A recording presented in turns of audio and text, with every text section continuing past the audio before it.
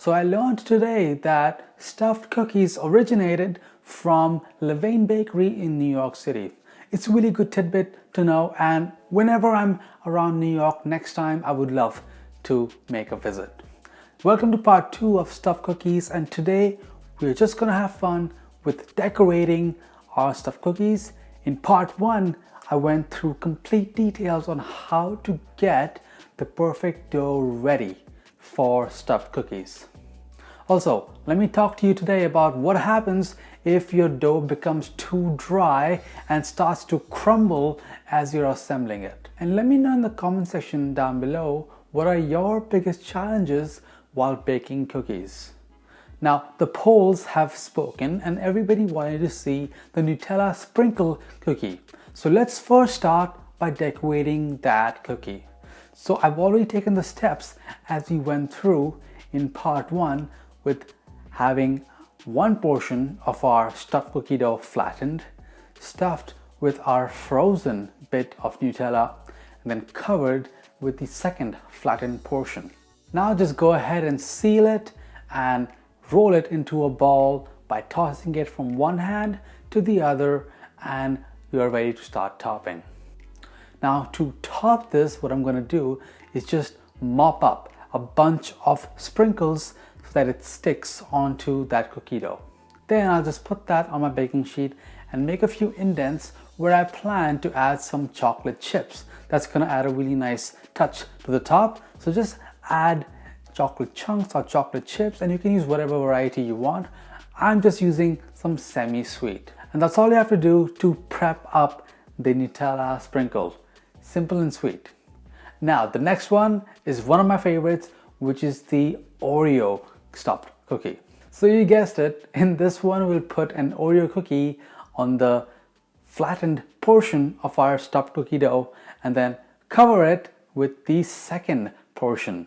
Now again, seal it, ball it up, and you are ready to start topping with some Oreo crumbles. For this, we're going to take some Oreos in a bowl or in a Ziploc and then just crush it with a rolling pin or a heavy object until you have nice crumbs like this. And then just sprinkle that and kind of press that over the top of the cookie. That's going to help make sure that it sticks together, and when it bakes, it's just going to be so incredible.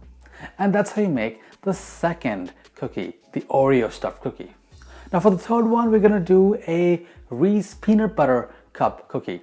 So for this one, we'll put a Reese peanut butter cup on the bottom part of our stuffed cookie dough, and then on the top of that Reese, I'm going to put a bit of frozen peanut butter that I have, which I've kind of folded and bent to make sure it fits on top of that peanut butter cup.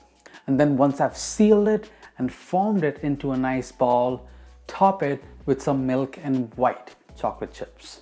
We'll do some more topping for the peanut butter stuffed cookie at the end of the baking cycle, so stay tuned for that. And now for the bonus part of the recipe, we'll be doing a double chocolate stuffed s'more cookie. Now this one is one of my favorites because I love everything chocolate, and this is a good time for you to just go over how to make your perfect cookie dough, because it's pretty much the same as what we did in part 1, except we're using some cocoa powder to do this cookie dough. So first, just make sure that you sift your flour. I'm using a mixture of baking cake flour and some regular all-purpose flour and some cocoa powder.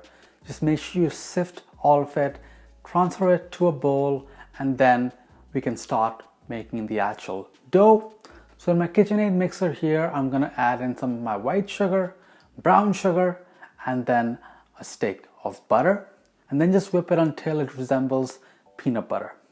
Then add in your egg and then continue whisking on medium to medium high speed until it becomes light and fluffy. Now it's time to add in our flours. We already sifted it, so add in both your flours, your baking flour, your all-purpose flour, along with your baking powder and baking soda, and then add in your cocoa powder in as well.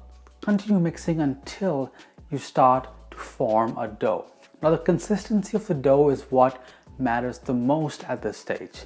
If the dough is sticking and is kind of making a mess on your hands, then that is too wet.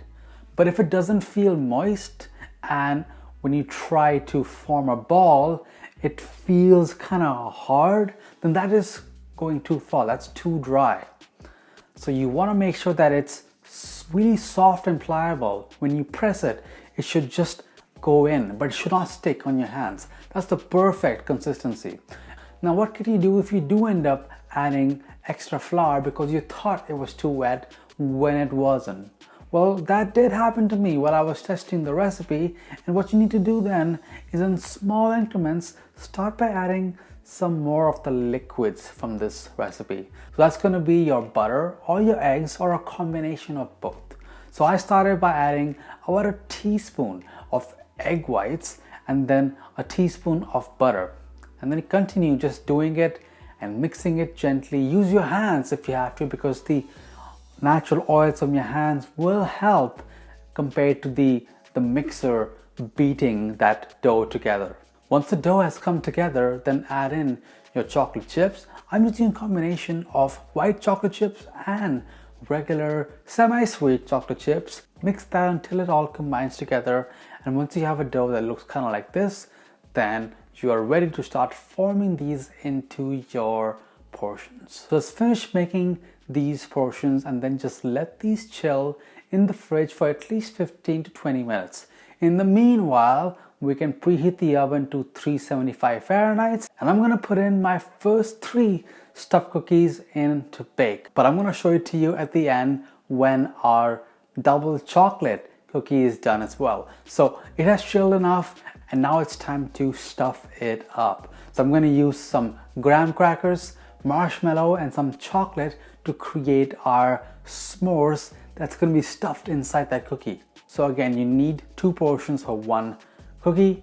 So just flatten it out, and then on the bottom portion, add in a small piece of graham cracker. You would need to break whatever you get from the store, because I doubt it's a size that's gonna fit on your cookie. Just make sure you leave enough space at the edge, and then add in 1 or 2 squares of chocolate right over that graham cracker, followed by some mini marshmallows on top.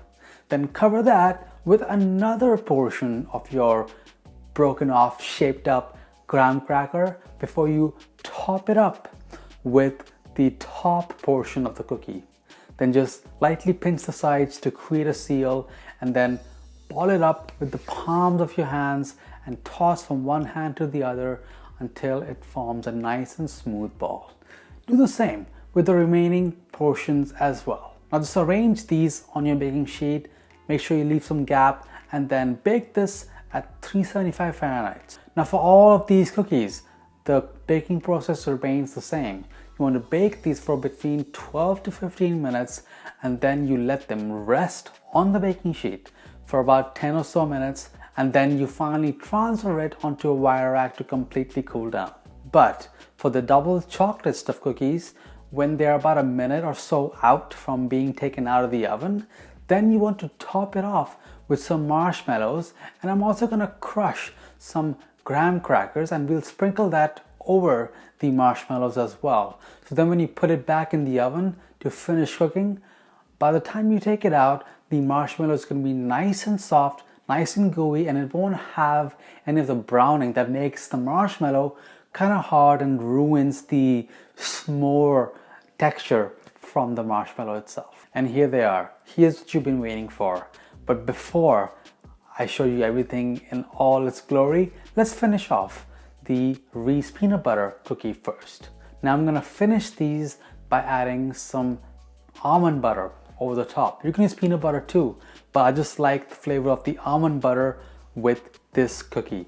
Be generous with it. Use a squeeze bottle if you have it, and if not, you could use a spoon and just put a dollop on top instead of making these squiggly lines.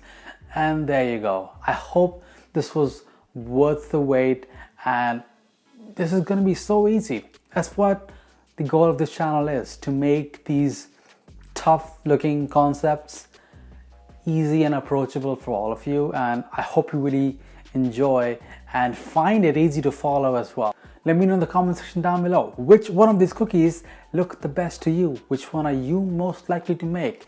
Are you gonna make all of them? Well, let me know. For more videos just like this one, be sure to hit subscribe, hit the bell icon, and for more desserts, click the link over here.